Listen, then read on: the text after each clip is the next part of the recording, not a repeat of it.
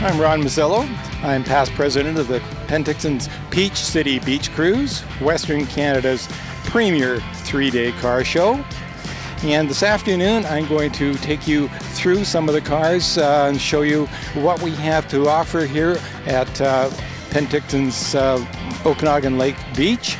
We have some beautiful cars, many of them from quite a distance away. And periodically, as we cruise down the beach here, we will stop and talk to some of the people, and I will show you the cars. So come on along with us.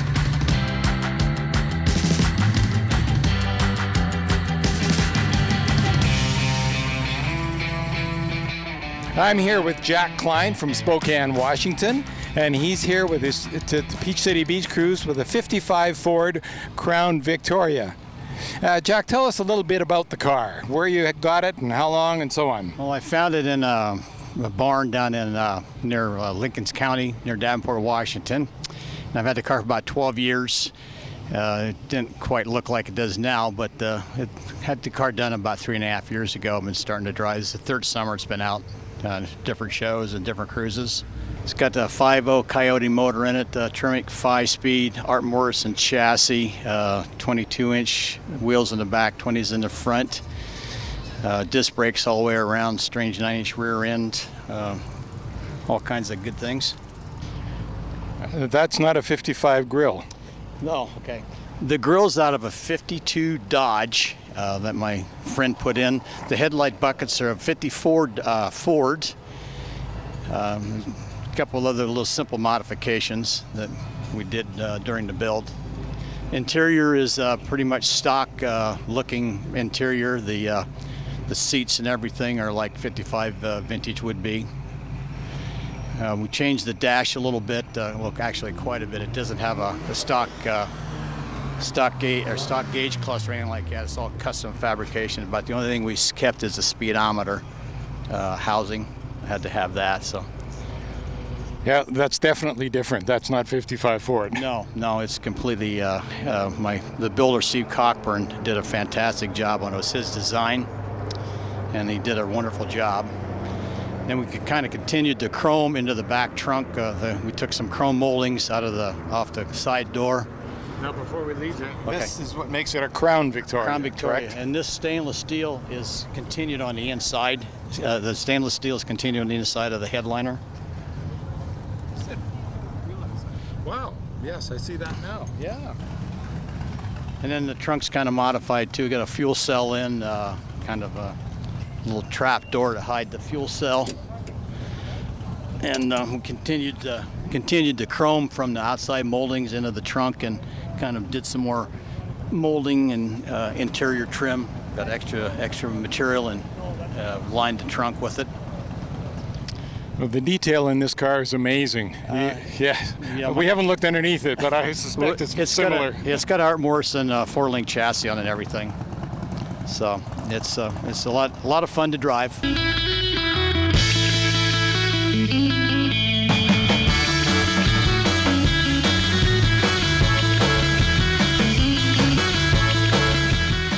Right now I'm with Steve Hunter of Wenatchee, Washington, a former Pentictonite, I understand. Yes, correct. I went to high school here. Yeah. Well, that's terrific. Welcome back. Well, thank you. Yeah. Now, your car is a 1951 Chevy Woody Wagon. Tin Woody. Tin Woody, because it's no wood. That's correct. Well, the wood on the inside, all the door panels and trim. Right. But in 1949, halfway through the year, Chevrolet stopped making Woodies and went to basically a decal. I see. Yeah. So there's no wood on it at all. It's just called a Woody now. Yeah. Let's walk around and you can point Sure. out a couple of features. Okay. It's, running gear is a 350 Chev with a 350 transmission, Nova rear end. It's got a Mustang 2 front end clip with rack and pinion steering. And that's about it. Disc brakes, power steering.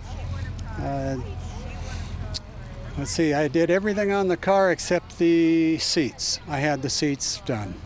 Of course. Yeah. It took me 5 years. When I got this car, it was came out of Lake Chelan, and that's a head of the lake place called Stehegan. It had to come out on a barge Every panel was dented. The roof was caved in.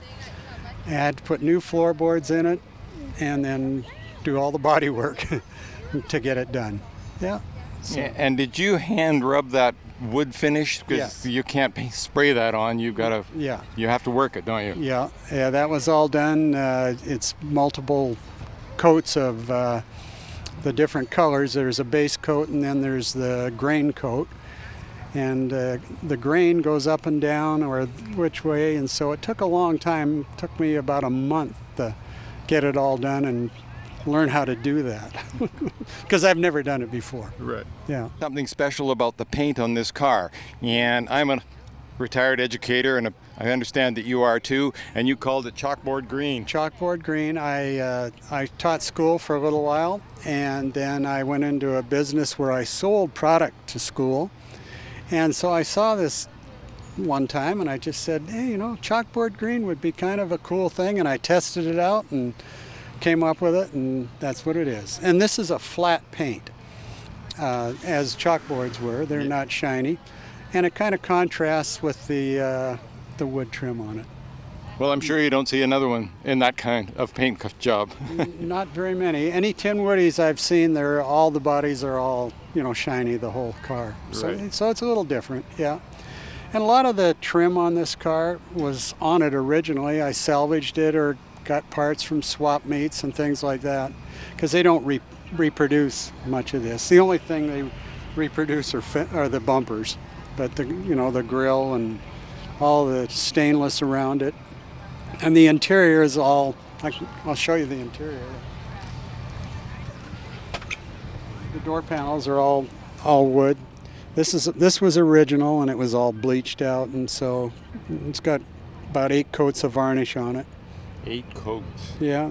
Beautifully done. Yeah, so it all takes time. But that's the way it would have been finished? This Yes. is wood, isn't it? Yep. Yeah. Yeah. It had original, the wood panels in it, and so I just duplicated, but I put upholstery on the bottom part. The other panels went all the way down in wood.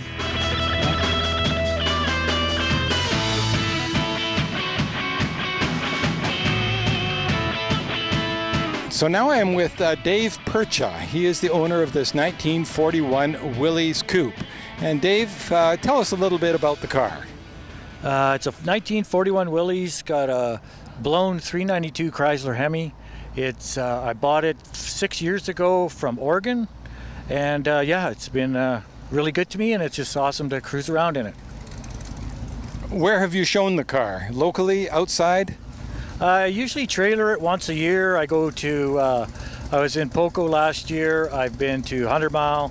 I've been down at the coast a couple times, and lots of local here, Karamias. I go Osuyas, Peachland, and of course Penticton. And do you drive it to these shows, or is this a trailer queen? Oh no, I drive this thing. She's good on gas. That's what we like to hear. Cars are for driving. What else? Let's walk around here a little bit, and get our camera will be following us as we look at this spectacular hood. Tell us something about that. It does clip off. You might have seen it last year with in the parade. I had it off, and just to get a little more air to the engine and stuff. So yeah, it's pretty cool. It's really nice to drive. And how cool is it inside? Oh yeah, it's cool inside. It's got suicide doors, so when I'm uptown and in the parade and that, I just open them up, get a little extra air, but it actually runs 180 degrees and runs awesome. Terrific. It's got low-cost air conditioning. Yeah, for sure. Air conditioning at its best.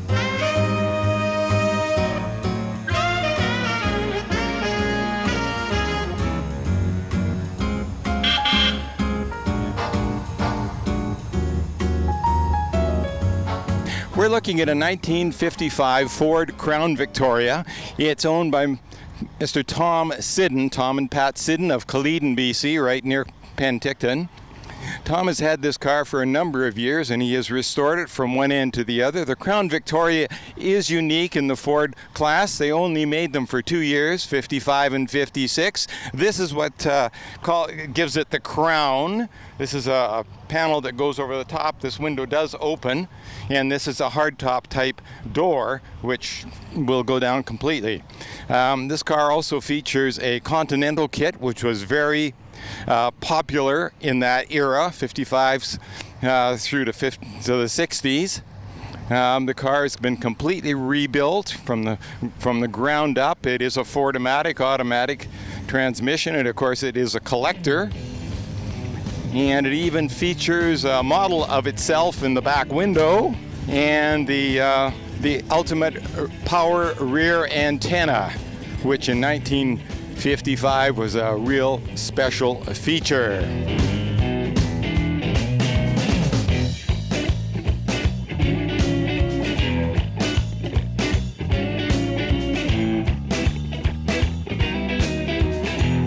I'm here with Torsten Geller. Yes. And you're from? I am from Canada. Canada's a good place. What part of it? I'm from BC, from Summerland. Beautiful Okanagan. You drove all the way from Summerland, did you? Absolutely. Long ride, man. 14 kilometers. 14 kilometers, yeah. But it took me 3 seconds. Yeah, in this, I believe. Tell us something about this fabulous vehicle that we're looking at. Well, this is a car my wife bought while I was on a business trip, and when I came back home, this car stand in front of my house, and she said, look what I bought. And she wanted a red one, she got a red one, and she loves it. It's her car, I'm the chauffeur. That's fabulous. That's better than a chocolate cake. Yes, I like driving much better than a chocolate cake, and when I'm not driving, I like a good beer. Tell us about some of the features of the car. Well, this car is obviously made in Germany. They only built a couple of thousand. Nobody knows the exact number. They built in the last year 350. That was it for a whole year production, and now it's over. This car is a remake or inspired by the previous Gullwing that were out in the 1950s, the 300 SL from Mercedes-Benz. Yes, very well-known vehicle. And they just cranked it up with modern technology and made it faster, bigger, louder, just for modern times. This car is a Gullwing, and something is unique about the Gullwings. Can you demonstrate that? Yes, you can. With this car, obviously it's an expensive car. With this car you can park very close to walls. Not to other cars, because other cars will then hit you, but yes, very close to walls, because if you see this, you can't open any normal car door that close to get out of the car. You have less than a foot space, and if you open any car's door a foot, you can't get out. Nobody can get out. No, that's But true. with this, you can get a foot close to a wall and open and stay away from everyone else, give them more space. And of course, it's a looker. It's a nice girl to drive in. It's a very well balanced car. It has 50-50 balance over the axles. You can drive it in snow. I drive it in snow as well. I have snow tires. I drive it every day. My wife drives it every day, and we love it. It's an iconic symbol, and it's also a driving retirement fund. Yes, I guess it is. Yes. It's not going to go down in value, is it? No, they don't build anyone anymore, and they only go up in price already. And but that was not the reason why we bought it. It was a childhood dream come true. I was so happy that they started rebuilding and building these cars again. Yeah. Nice to hear someone whose childhood dream came true.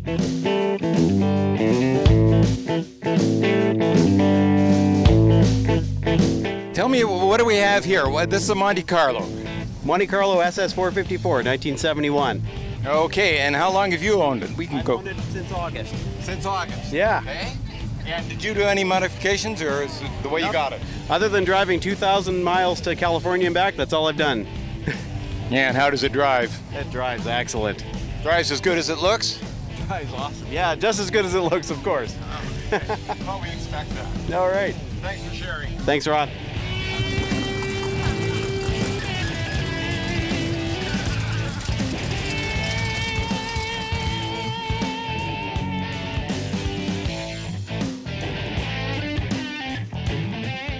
I'm with Gary Bradfield of Penticton, I believe. Penticton, Red Wing Resort. Very good. Now, you're driving a Plymouth Prowler, a very rare car, no longer in manufacture. A 930 built. 930. Of yellow. Yellow ones. That's what makes this There's one special. 11,000 approximately built with various colors. And they were built during what years? 97, they missed 98, and then 99 to 2002. And that was the end. And that was it. Tell us something about the car itself, power plant, etc. I know the power plant is surprising. It's 3.5 liter. From 2000 up, they were 258 horse. The first ones, the purple ones, they were 235 horse. So they're a little underpowered. These ones, that 15, 20 horse, makes all the difference in the world. Oh, that's a V6 we're talking, isn't it? That's V6. It's got a fiberglass body. They're all handmade. The frame is all aluminum. They're 2,800 pounds. Wishbone suspension on the front. Shocks are in the middle. That's about all I can say. It is an absolutely distinctive car. There's nothing like it. It's a bit of a retro car looking back to the hot rods of the 30s, but it's the technology of the 20th century, 21st century. Yeah, they're built just like a Corvette. They've got the motor in the front and your drive is in the back. So there's transmissions back at the very back of the car. Yes, and that is how a Corvette is made. Yes. Yeah, and the cooler's in the very back too. There's a rad sitting on the very back of the car underneath. And it gets air back there, does it? Yeah. Okay. Most people a lot of people taking the front bumpers off. There's a kit you can buy to actually take the bumpers off and just have chrome going in there, or you can get lights to go in place of that. This has got the aftermarket stainless steel grille. The back is stainless steel. Those wheels are not stock that are on it. I see. There's 20-inch 895s on the back, 17-inch 245s on the front. I would imagine that these bumpers were installed to make it compliant with the road requirements. They're only good for 5 miles an hour. So they're literally pretty useless. Well, it is a fabulous car from every angle, and I'm really glad you shared it with us. The SSRs, these are a limited production vehicle, sort of a combination between a car and a truck. What years did they make the SSRs? 03 through 06. Not many in 03 and not many in 06. They shut her down when GM filed Chapter 11 in November 5th, 2005. So there you have it. That's the story of the SSRs. These cars are powered by a Corvette engine, and the rear deck does lift up, and a hard top does emerge from behind the driver's and passenger's seat.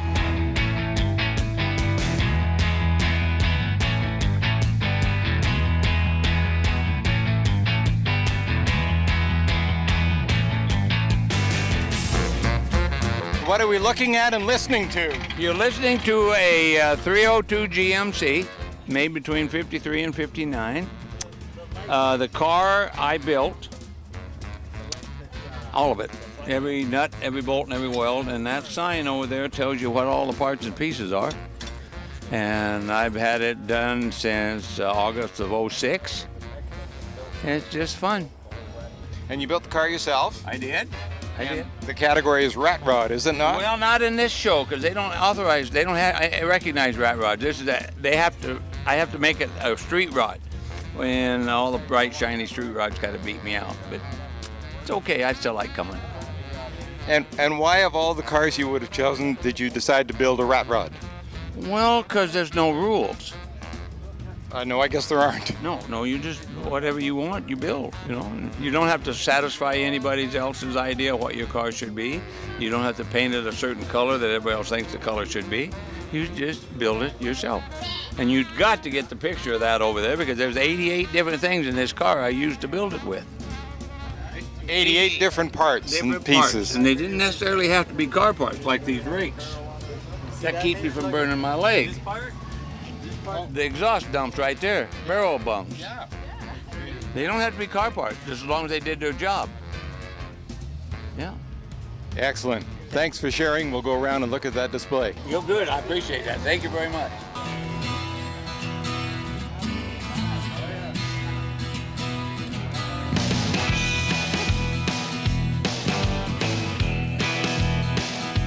Right now, I'm standing beside a beautifully restored 1957 Buick Century. The Century is unique in that it has 4 what used to be portholes, and now in that model year, they just made them dashes of chrome.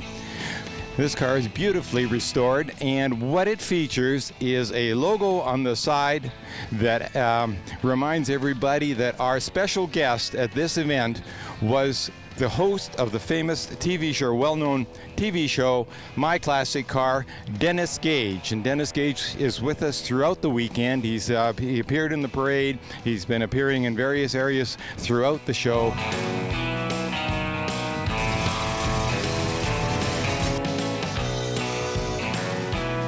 Okay, I'm here right now with Jerry Turchak, a Penticton resident who has an outstanding car to display here at the Peach City Beach Cruise. Jerry, tell us a little bit of how this project started and how long ago that was.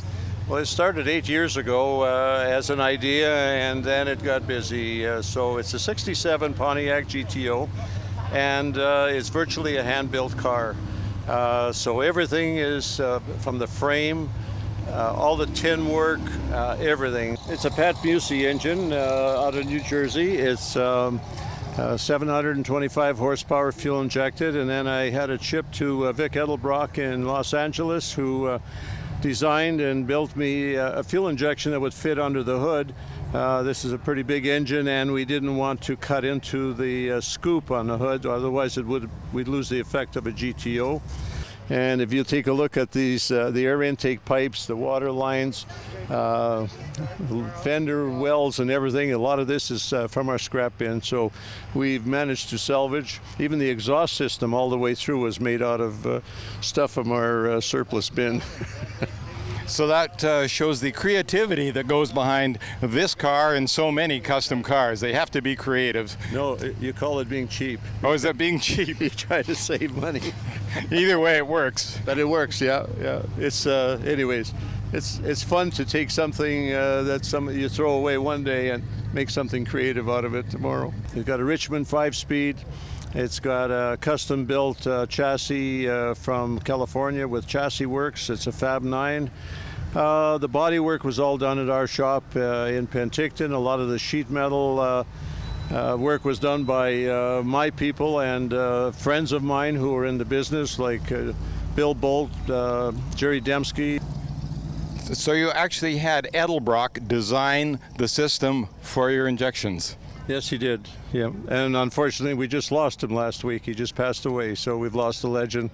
I'm proud to have had some involvement with him. I know him personally, and was involved with him on this project, and will be missed. Yes, indeed. He's been a stalwart of hot rodding for many, many, many years. Okay, tell us about the interior of this car, Jerry. It's got 4 bucket seats. Everything was designed by Lee Baxter. The whole project was 4.5 months. There's 3 months of woodwork. All this is done with balsam wood, so everything's sculptured and designed first, and then 1.5 months of leather. There's 12 hides, and the carpets are all imported wool, and it turned out very nice. I'm very, very happy with it. It's just fabulous. The detail and the quality of the work just comes out to you. You just can't miss that. I'd like to hear more about the racks that you've got the vehicle sitting on. I've not seen those in any car show we've been to.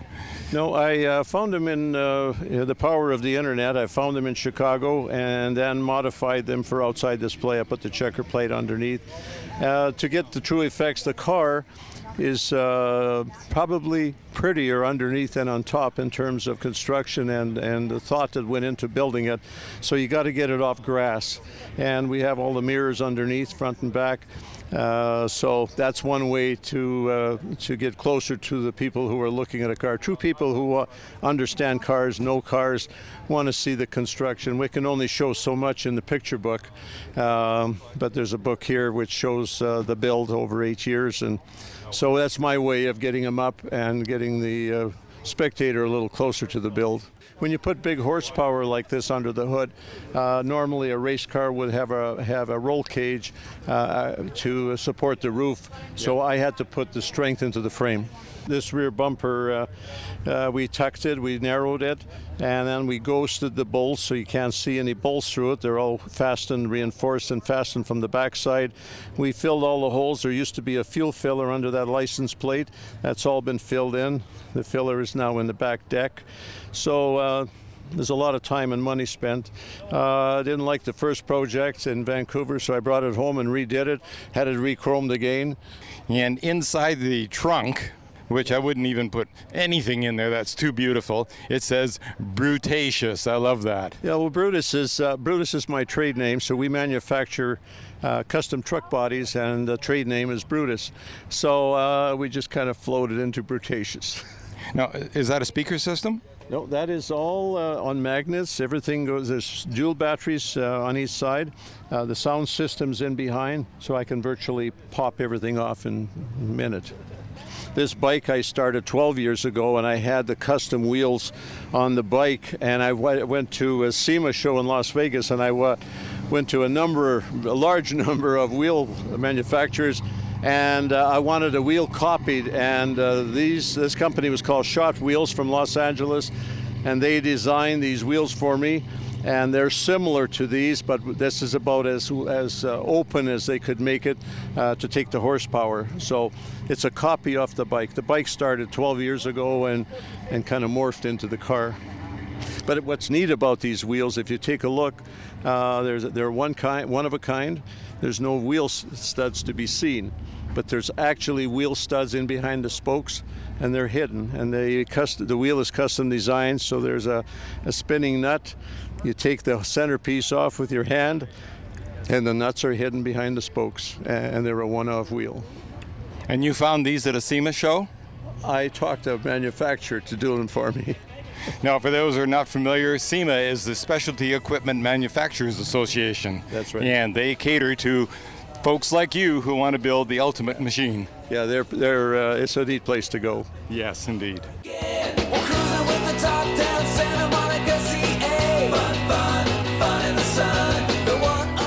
Hope you've enjoyed this short visit to some of the collector cars that we have at the Peach City Beach Cruise for 2017. This year was the largest showing of cars we have had in our 17-year history. We had 786 cars. That is an all-time record, and we look forward to seeing you here again in 2018.